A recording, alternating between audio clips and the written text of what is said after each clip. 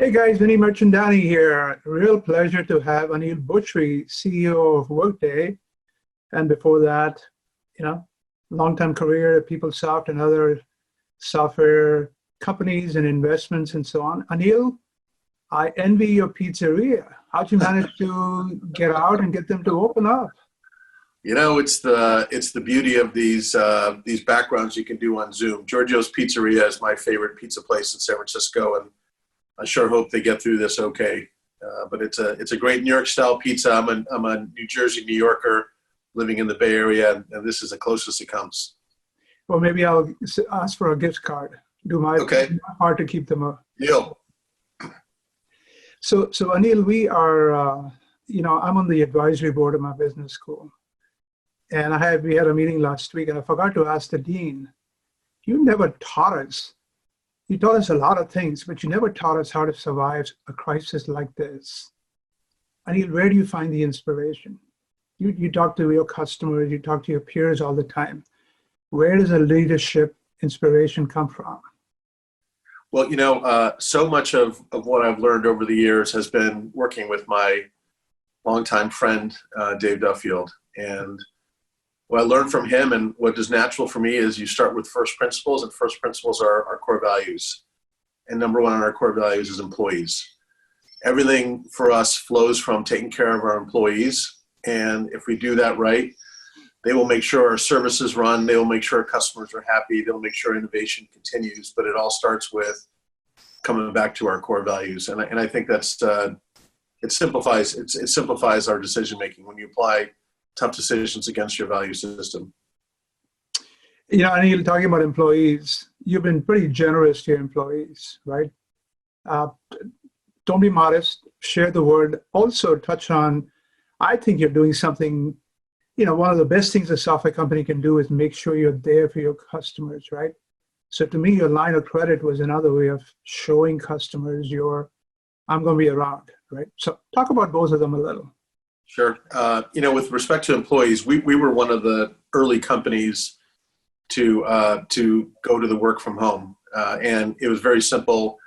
It felt like the risks were too high to take any risk at all, even if it was small, with respect to our employees. We canceled our sales kickoff in Florida.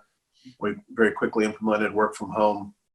Then we recognized that our employees would likely have financial hardship.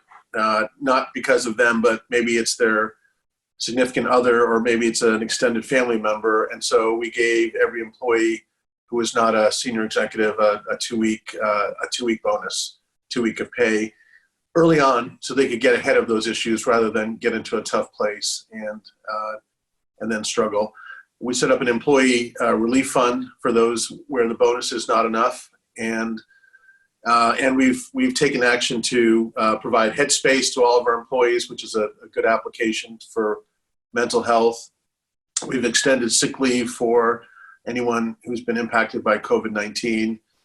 And then our foundation's been very active, both in the Bay Area community, as have Dave and I, and with food banks, with Silicon Valley Foundation, with the CDC, in order to take advantage of the foundation we have and help those who are in need of help right now.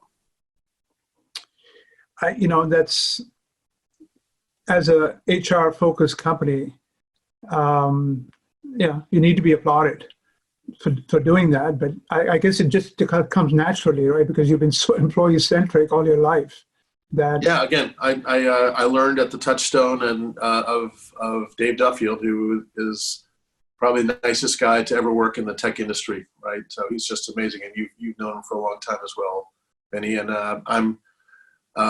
I am taking Dave's values forward as long as I'm CEO, and then whoever comes after me will hopefully do the same. But that's what makes Workday special. As it relates to our debt raise, we did not do the debt raise tied to COVID-19. We had planned that for a while to create some financial flexibility, in particular around acquisitions. And we already had a couple $2 billion of cash on the books, but we thought we could use that flexibility. During COVID-19, we were still able to raise over $1 billion in debt. And so we're we're here for the long haul. And I hate to say that we want to take advantage of the environment, but there will be merger opportunities, acquisition opportunities of talented teams with high burn rates, and we want to be ready to bring them into the fold of Workday if that opportunity presents itself. Talking about acrobatics. I mean, it's amazing, right? In all the doom and gloom, we've seen auto companies jump in to make ventilators. We've seen distilleries get into hand sanitizers. We've seen all kinds of logistics, last mile delivery, innovations, healthcare, obviously, heroics. Tell me about some of the heroics and acrobatics you've seen in the customer base. I'm sure you're hearing tons. It's pretty amazing. It's pretty amazing. I'll start with the healthcare company, the healthcare industry, using Workday to track future employees. Everybody is stretched thin on employees, so retirees, other people in the community, put them into buckets and track them, and then bring them on board as they need to. And so, really creating pools of future talent. A big manufacturer uses Workday, and it's created a report to actually track COVID-19 cases around the globe, and they use that as a data point to shift manufacturing capacity around the globe. If there's a hot spot, they'll move it away and they'll move it to another area. We have companies like Aon doing their financial close with nobody in the office, which I think is super, super cool and very powerful.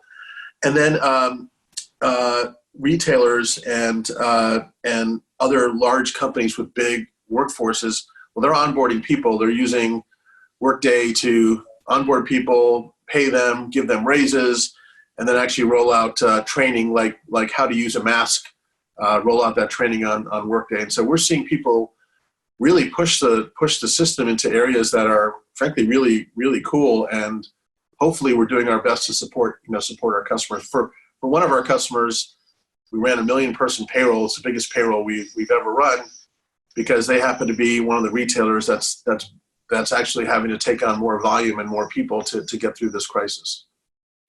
It's good to hear of companies that are doing well in this. It almost seems like we're in a bipolar world where some companies are really hurting, others are, like you say, hiring literally hundreds of thousands of people.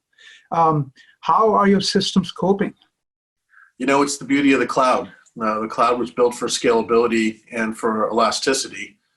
If I think back to my old PeopleSoft world, and that would have been challenging. We would have been shipping servers to every one of our customers to try to expand capacity, because it wasn't in our control. But here, we have a very flexible, adaptable, scalable cloud, and we're able to dial up the volumes for our customers when they need to dial it up. And we had, to our head of technology's credit, Cheyenne Chakrabarti, we had a lot of excess capacity in the supply chain for servers.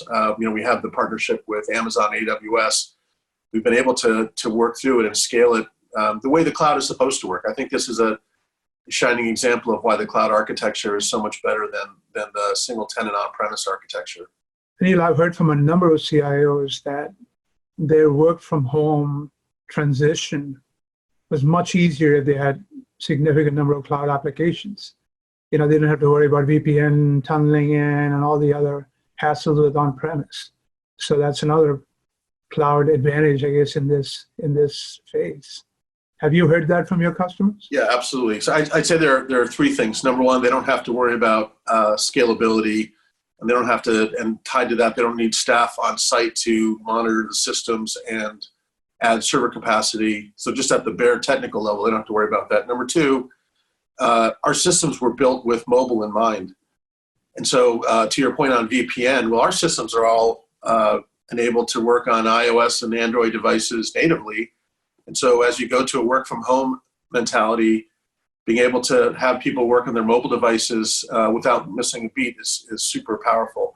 And number three, I think it's the world has changed so rapidly.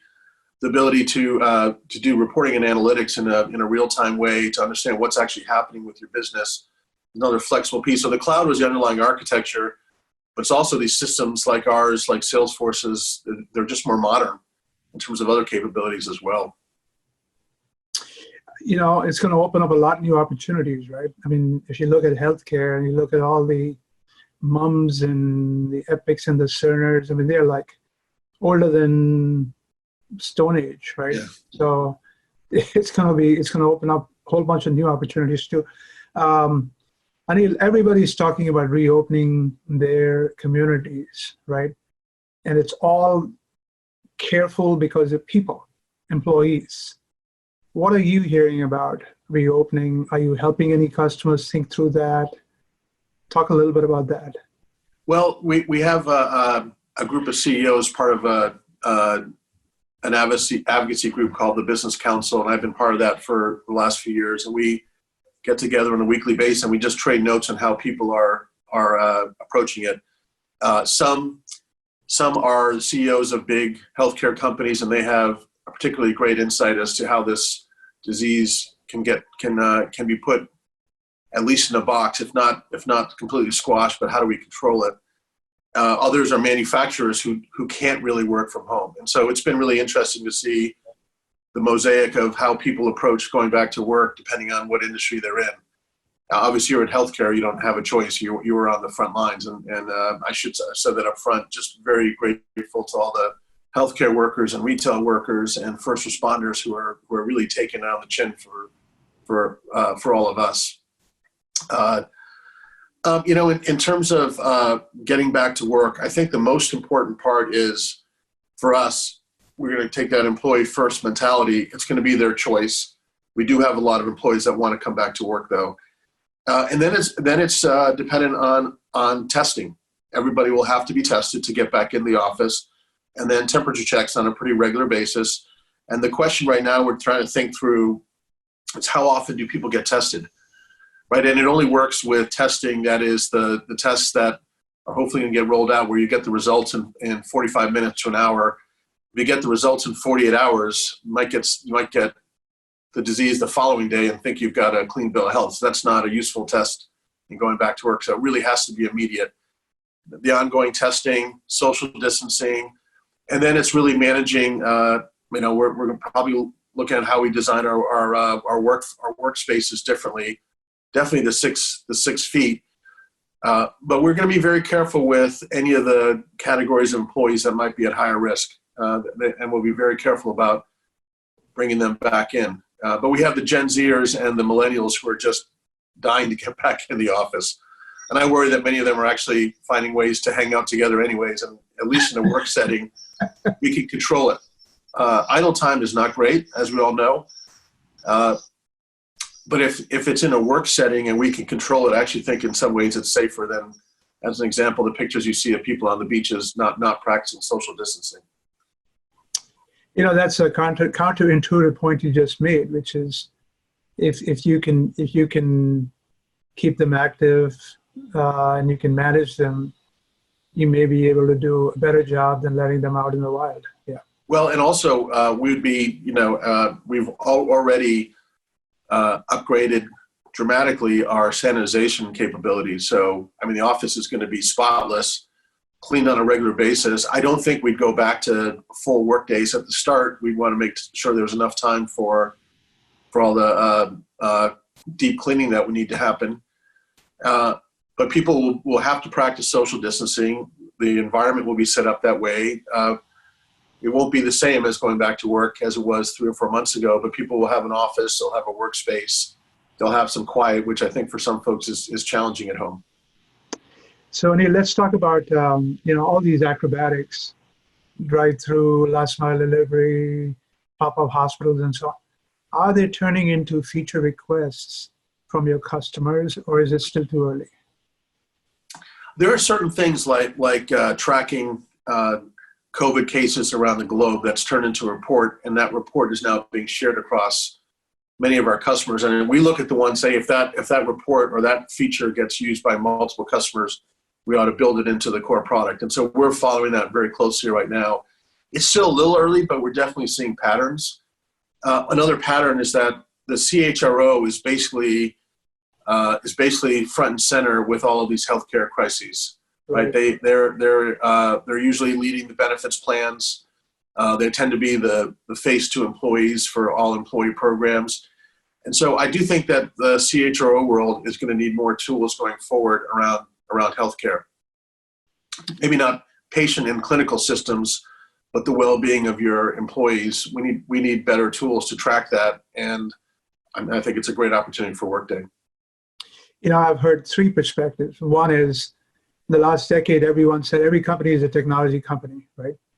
Now it's become every company is going to be a healthcare company.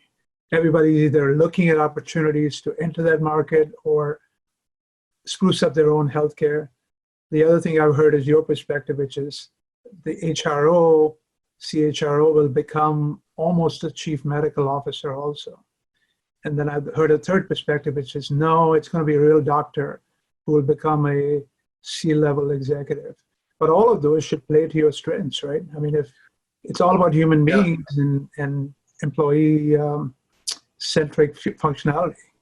Well, independent of Workday, I feel like to your point, every CEO had to think of themselves as a technologist the last 10 years, whether you're in retail or healthcare or any industry. You had to figure out how technology was either going to disrupt your industry or help your industry and help you. Now every CEO has to think about themselves as a healthcare CEO. I've immersed myself in trying to understand everything about viruses just so that I can be part of making the right decision for our employees and customers. And, it's not something I have a background in. So you just try to learn from the smartest people that you can. And I don't think that's going to go away. Can I call you Dr. Bhusri from now on? Yeah, I wish. I wish. My sister's a doctor, so I ask her a lot of questions. And then, I think the piece around work, I do think companies are going to have to take more of healthcare onto themselves. If this pandemic is something that comes back, well, we have to have the ability to test our own employees once the test gets rolled out. Otherwise, are we sending them to pharmacies? Where are we sending them to get tested? If we can actually test them at the point of entry into the office for large populations, I think large employers are going to be in the world of taking care of their employees. We still haven't sorted out what that means for Workday. I do think we'll end up having at Workday a chief medical officer on staff who will just guide us through some of these challenges and questions over the upcoming years. We just lean on, I've been leaning on my friends at UCSF and Stanford and my sister who's a doctor, but we probably need somebody on staff who really knows our culture and our population to help us make the right decisions. I think you could lead the market with that. Aneel, you said, it wasn't with the cash stash you have, you may end up with some M&A opportunities. What new vertical opportunities are you seeing, or is it still too early?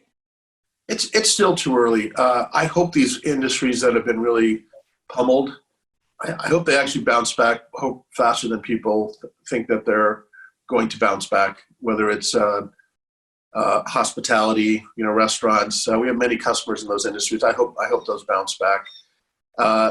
There's no question there's opportunity in the supply chain. I think the idea of a flexible supply chain, both in terms of buying goods as well as distributing goods, is there.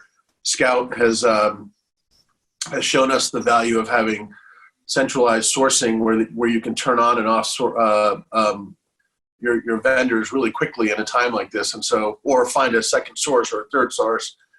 Scout's been really positive on that front, but actually being in the distribution world, helping customers move physical goods around, I think is going to be a more important skill going forward. And it's definitely an area that we could extend into. Doesn't mean we get into the world of manufacturing, but I kind of wonder, with manufacturing so much an offshore phenomenon anyways, it's really about getting goods around the globe. That's been challenging, and has been really amazing watching the supply chain companies make it happen. Yeah. Aneel, what else? You've got share some more leadership thoughts, share some more, you're so calming. Share with people. It's a Dave influence, but seriously, share with the viewers some more of your thoughts, wisdom. Well, so a couple of things. I think it's important to reach out to people, and this is a tough time for everybody. It's a time where just be nice to everybody, right? It's go the extra mile, be nice to somebody. If you have some additional resources, we'll share those resources. If you haven't talked to someone who you might think they're lonely, reach out and talk to them. Actually, I think almost everybody's lonely right now. Give them a call. I've been calling some high school and college friends I haven't talked to in 5 or 6 years, and we're all in a tough time. But I think it's really a chance to remember that, hey, we're in a good spot. Business will come back. Families have been impacted dramatically by this difficult environment.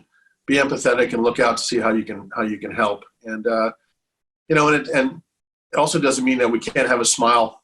As I think from our Innovation Summit, we have joke of the day amongst our executive team, where everybody's on the hook to send a joke on a daily basis, and keeps things light. And we have to keep things light in these dark times. So, do you get the lame joke of the day, or do you get the best joke of the day quite often? It depends. We're 3 weeks into it. I always do a golf joke, and if people like golf, they like the joke, and if they don't, they just kind of don't really like my joke. You're the boss. They're not going to tell you that. Oh, they will. Oh, yeah. That's not how it works at Workday. No, I hear it. I get like a B plus if it's good, or oh, that's a C joke. No, I get it.